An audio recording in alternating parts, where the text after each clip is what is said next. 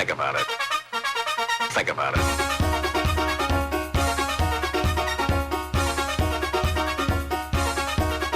Think about it. And welcome once again to High School Basketball Weekly. Tim Moore alongside of Rick Bull. And Rick, it's hard to believe, but we're 2/3 of the way through this high school basketball season, and things are starting to take shape both in Western Mass and on the state level. Yeah, most teams are playing league games now, so it's crunch time pretty much.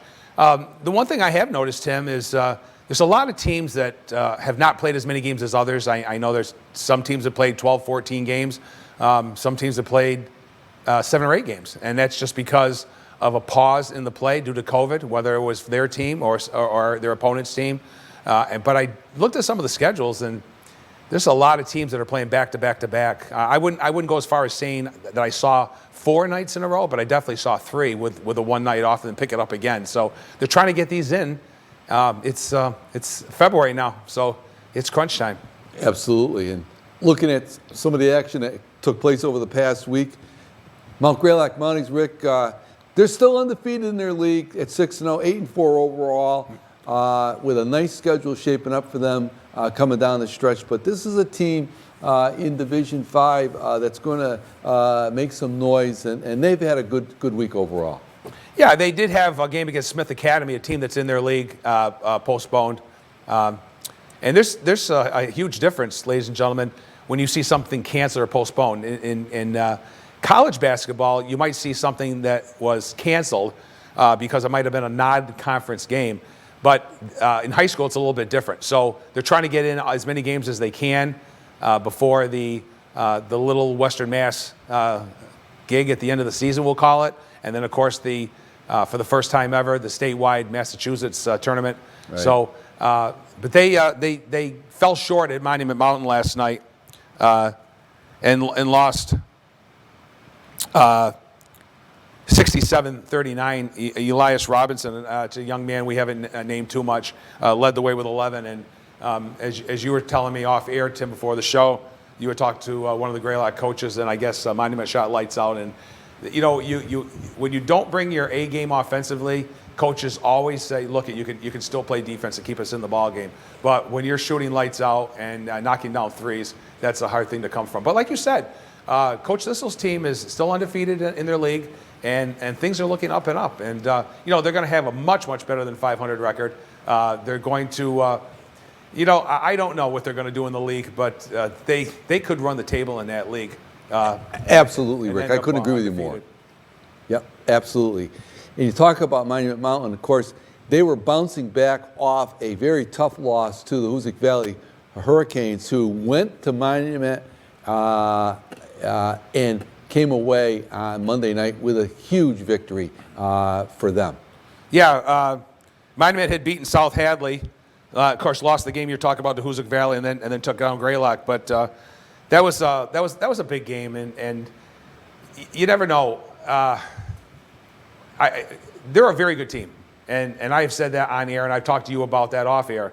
That I'm very impressed with Randy Colas' team at Monument Mountain, and they're 4-4 in their league. That's how good that league is. So Hoosick Valley won the season series with them, winning both down there last night, and a close game by 1 point in Cheshire. So I think Monument Mountain is still got their best ball to play ahead of time. But the Hurricanes, they had a real huge third quarter, Tim, down at Wacona, as you know. Right. And they came away with a nice 57-48 win, and they came from behind. So Carson Meswar had 17 points for the Hurricanes that night, and Carson scored 28 in a tight 53-50 win, the one we were just talking about at Monument Mountain down in Great Barrington. That's right, and the key, and just to correct that, Rick, you may have misspoke. The Hurricanes actually lost to Wacona down at Wacona, and they came away with the victory, 57-48. But even in that game, right, sorry. And it's something we'll talk about when we go over the state rankings. We're going to talk a little bit about this more. The key to that game, even though Hoosick Valley lost, they lost by less than 10 points, and that's a big thing in the rankings. Yeah, that's another factor. Yeah, absolutely. And there's so many different factors that I know when you talk to Coach Robinson, he tries to explain to you and you try to explain to some of our viewers what a good loss is. And when you lose a tight game to, if you're a Division 5 team and you lose to a Division 3 or 4 team, even if it's by a couple points, it's actually a good loss. So Right. yeah. Yeah, the so-called good loss. Talking about good and bad, up and down, the Drury Blue Devils, Rick, they had a solid victory over Greenfield at home to sweep the season's 2 league games with them, but they had a rough one against Hopkins Academy. Yeah, I went up and watched that game last Friday against Greenfield. So they swept the Green Wave. And Tim, I don't really know what it is, if it's just the styles, if it's the matchup. But I know that Greenfield really struggled with Drury. Drury had their way with them, and they just could not handle the pressure. But Greenfield has won some big games in their league. So it's hard to figure out, and it's just kids playing basketball. You get hot one night and you're cold the next night. That's just the way it is. But yeah, they took down Greenfield 77-38, and they led 24-5 after one and 47-22 at the half. They never really looked back. Louis Gelati, the outstanding sharpshooting junior, with 32 points for the Blue Devils. Tim Brazo returned to the lineup and scored 12, and junior Ahmad David had 10 points. Then, as you said, Tim, they went down to Hopkins Academy down in Hadley, and I was a little surprised with the outcome. Now, I know nothing about the game, and I wasn't at the game, and I have not talked to anybody about the game, but I was pretty surprised to see that they had gotten beat down at Hopkins 62-59, and they played without their Hopkins played without their top all-Western Mass guard Andrew Siaglo. So if you told me that Siaglo was out of the game Exactly. and you're going down there full strength, I would say, well, that's a Drury win. But you never can tell. So I'm not sure, what transpired, what gave Coach Rissette's team problems that night. But Hopkins, again, they're a very good program, as is Drury, as is Pioneer Valley. So those and probably the hottest team in that league is Frontier, but they had 3 early season losses when they weren't full strength. So it's hard to say, but Yeah, it's Drury's next game is home against Mahar. right, and like you said, surprising given the fact that Hopkins Academy played without really a real standout player in Western Mass, Andrew Siaglo, at any division. He's a real good one, and it was surprising to me when I woke up and read the recount of that game, and they had pulled that victory off without Siaglo. So it'll be interesting. They get Hopkins Academy again, as you said, Rick. They'll play them up at Drury. That'll be a game that we want to watch and take account of, because that should be quite a rematch between those two teams when they get together. That'll be a big one, Tim. And also, Drury concludes their season with back-to-backs against Pioneer just because of postponements. So, again, those 3 teams, and don't count out Frontier. There could be a 4-way tie with 3 losses. But right now, it's Hopkins on top, followed closely by Drury and Pioneer Valley. Pecan Tech keeps rolling along, Rick. They're undefeated in their league. They have a record now of 8-3. They're positioning themselves for a nice run here as they come down the final stretch of the season, and things are looking really good for the Hornets. Yeah, and Coach Bullitt has got to be really happy with his kids, because when I talked to him at the Jamboree, Tim, up at Hoosick Valley, he told me how much he missed coaching his kids last year, because McCann was the only Berkshire County team that didn't field the basketball team at all. Now, there were some Southern Berkshire teams that only played a couple of games, but they had other teams that played 12, 14, 16, 18 games. But McCann did not play basketball last year. So Coach Budai and Coach Bullitt did not have their kids. And so he was a little concerned coming into this year that he only had a couple of kids with any kind of varsity experience. And he's getting great play. They took down Hamden Charter 60-43. Landon Chapney, Jake Howland, and Cole Boys are all with 15 for the Hornets. And then they defeated Duggan 59-41, with Boisvert going off for 19, and Howland and Owen Gagney each with 15. So they've got a return match against Hamden Charter tonight, or last night, if you're watching the show on Thursday, it's actually on the 2nd. So, so McCann, they have a very favorable schedule the rest of the way also, and they're in the perfect league. And the outstanding week that we had for McCann Tech and Cole Boisver earns him this week's boys high school player of the week. Cole Boisver from McCann Tech. He does it all for the Hornets. He's solid. He does it all. As you can say, Rick, he's a real leader for him as a senior. He's been in the program, and he's a good one. Yeah, he had a little bit of experience with Owen Gagner. They're both seniors this year. Coach Buller was telling me, but he's really stepped up and very, very worthy. And we said that it's not always about who scores the most points, but what they did for their team to be Player of the Week here on High School Basketball Weekly. And he's really taking care of things with scoring-wise, rebounding-wise, and leadership-wise as a senior. Switching our attention, Rick, now to the girls' side of the ledger in Berkshire County. The Mounties, Mount Greylock, had a tough one. They took on obviously a very tough Hoosick Valley team and came up on the short end of the stick that time. Yeah, they got beat 50-33 by the Hurricanes, and just everything was in the first half, Tim. It was a dominant first half by the Hurricanes, and Coach Jacoby's team just couldn't recover. But he did get scoring from the two kids that have been leading his team all season long, Charlotte Cootie and Abby Scalaba, each with 8. They did have one game that was postponed, and they got a couple coming up. So they've got a bunch of games. They're one of the teams I was talking about that has a lot of games to pick up. Yeah, they got them all packed together down the stretch here because they're obviously trying to get all these games in prior to the Western Mass, so-called Western Mass tournament that's going to start towards the middle end of February. That's going to take place over 3 or 4 days. So everybody's now hustling with some of the delays, weather and COVID-related, to get those games in. Hoosick Valley, as we said, they had a couple games, Rick. The beat goes on for the Hurricanes, of course, the game we talked about, Mount Greylock. And they also had a big victory over Springfield ICS.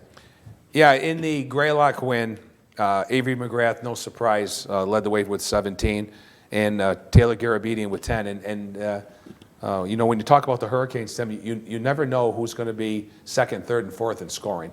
But boy, they get balanced scoring, and they get scoring from a lot of different players. But you just don't know night after night. Avery McGrath is probably going to lead the way. She's that type of player.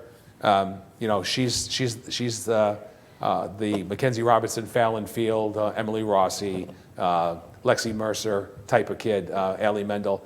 Just a senior leader, very confident in everything she does, and she's always going to lead the way. In the Springfield ICS game, they took them down 70-54. McGrath, no surprise, again, 26. And then Ashland LaShore, their upcoming young guard, with 15. Yeah, that's a real nice sign, as you indicated, for the Hurricanes, Rick, to have a little bit of balanced scoring. Ashland LaShore, just a freshman. I'm impressed with her play. She runs the point for the Hurricanes. A lot on her shoulders as a freshman, but she's steadily improving her offense. She plays hard on both ends of the floor and been a real big addition to the Hurricanes this year. So they're obviously happy to get a little bit of that depth and a little bit more balance in their scoring, as you indicated. Coach McGovern, Tim, she can count on Rylan Wittick, who was our Player of the Week recently, and Gabby Billets, who's like Avery McGrath, probably the most consistent. Night in and night out, she's going to give you doubles and rebounds, double figures and rebounds, and, she's going to give you a 6 to 10 every night. But they, the Garabedians, it's just one right after another. So it's how they share the basketball, but they all produce, and that certainly is one of the causes for the success of Coach McGovern's program. And Rick, you talk about Berkshire County, and we don't talk a lot necessarily about these teams, but you got 3 other girls teams Pittsfield, Taconic, and Wacona all having real solid seasons and all playing at a very high level. It just makes the county very, very tough and very representative of the kind of basketball that's played here in Berkshire County. Pittsfield is starting to come on now, and Taconic, of course, they are who they are, and we're going to talk about them a little bit in the rankings, et cetera. And Wacona, hey, the beat goes on with Wacona, Rick. Yeah, we seem to, maybe it's because of the little rivalry the Hoosick Valley and Wacona have had over the last several years, so we talk about them. But I just think the world of Coach Liz Kay's program down there. They're 12-2 overall, both losses, of course, to the Hurricanes, 7-2 in the league. They defeated Hampshire Regional 66-41. Grace Wigington, the outstanding sophomore, back into the lineup, scoring 20. Olivia Gambroni with 16. But then they got 12 apiece from kids that normally gave you 3, 4, 5, 6, 7 points. Eva Emberwine and Emma Belcher each had 12. And then they took down Agawam, 59-44, Wigington with 25 and Gambroni with 12. So they're a very, very consistent basketball team. And they're a team that I'm sure, at least through my eyes anyway, Coach McGovern's glad she's in Division 5, that she doesn't have to play Wacona again, at least in the state tournament, right? Or the Western Mass thing. So they're just a very good basketball team, and that's a very good league they're in. One of the best I've seen. Like the boys for Drury, Rick, the girls had an up and down week as well. They stand at 8-6 now. They had some wins and some losses. And they're getting down to crunch time here as we go through this schedule. Well, Coach Downey's team kind of hit a roadblock, and they were kind of out of sync. And so a much-needed game was the Belchertown game at home that we covered on Northern Berkshire Community Television. And they lost that one, and it was a nail-biter, 42-41. Drury led by 3 at halftime. But Belchertown outscored the Blue Devils 16-4, and they took a 9-point lead going into the fourth. Drury came back, and it just failed. Unfortunately, they lost Kayla McGrath very, very early in the fourth quarter. She was going in on the left side for a layup, got hit very hard, and it was a foul, but it wasn't a hard foul or flagrant foul at all. And she just hit the hard court very, very hard and injured her knee. Came out, never went back in, and Drury never recovered. They did, however, have the opportunity to get off a shot to win the ball game twice in the last few seconds, but really never got a shot off, and it was really too bad. But that's the one that's hard to take. But they went to Agawam without Kayla McGrath and got beat 49-31. You can only wonder, when a team is full strength, how they're going to produce. But you can't, you have to rebound, and they did, and they rebounded by taking down Ludlow on senior night, 74-29. So they kind of took their frustrations out on Ludlow. Kayla McGrath with 16, Lauren Davis with 14, senior Ellie Harnick with 13, and Morgan Suckers with 10, and they had 10 3-pointers in the game. So right. It's I didn't see the game. I read about it, but good for them. And I'm sure it put a smile on Coach Downey's face that they got back in the win column. And they're doing okay. They're 8-6, 6-4 in the league. Couple of tough games, still coming up. But I think if they stay full strength, they're going to be okay.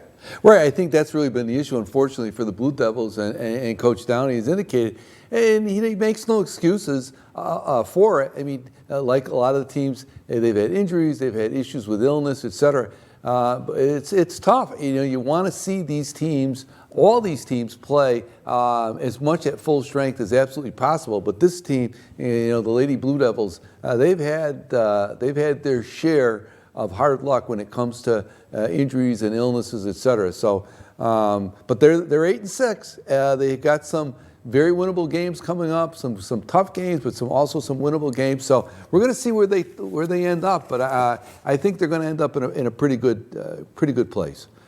McCann Tech, Rick, this talking about teams that have had some hard luck and some close losses, et cetera. The Lady Hornets from McCann had a rough week over the past week. They now stand at 3-7, 1-6. in their league. So they're going to have to really make hay the rest of the way here if they want to qualify for Western Mass and for the state tournament. Yeah, they lost 2 games during this week, Tim. They lost at Pope Francis 52-32. Macy Tatro led the way with 16. They lost to Southwick 42-26, where they just didn't have any offense that night at all. Hannah Boysford had 11 and Macy Tatro 10. So, we talk about Izzy Lacasse every week, and she's been out, and her return is going to be Friday, February 4th down at Lee. So they're going to get their the top scorer back. When I say top scorer, I'm talking about top scorer her sophomore and junior years, and actually sophomore year because they didn't play basketball last year. So right. They really had a promising season. They were looking up and up because they have with Lacasse an incredible ball handler and scorer. She lit up for 38 points in a single game. Right. One of the first couple games of the season and a loss. So, but I want to say that I'm so impressed with, we call them the 2 bigs, Tim, Macy Tatro and Hannah Boysford, and they have been leading the way for Coach Budai in scoring all the way through the season, and they've really stepped up. And I'm sure Coach Budai, if we were to talk to her, would tell us how proud she is of how those kids have produced and what they've done for the team. And it's always not about the wins, right? But it's the way you play. And without them, who knows what kind of season they would have had. But we'll see what happens down the stretch when they're full strength. Absolutely. They've got winnable games when they're at full strength, no question about it. But talking about McCann, that leads us to our girls' high school player of the week this week. And it's Macy Tatro, the junior big from McCann. 15 against, as I said, against Pope Francis and 20 against Southwick, or 10 against Southwick, I'm sorry. She was their one big until Hannah Boysford, the sophomore, came on board. So as a sophomore, Hannah wasn't even, she was in grade school actually, the last time they played basketball at McCann. So Macy Tatro is very worthy of our player of the weekend. And it isn't kids that score 20, 30 points all the time.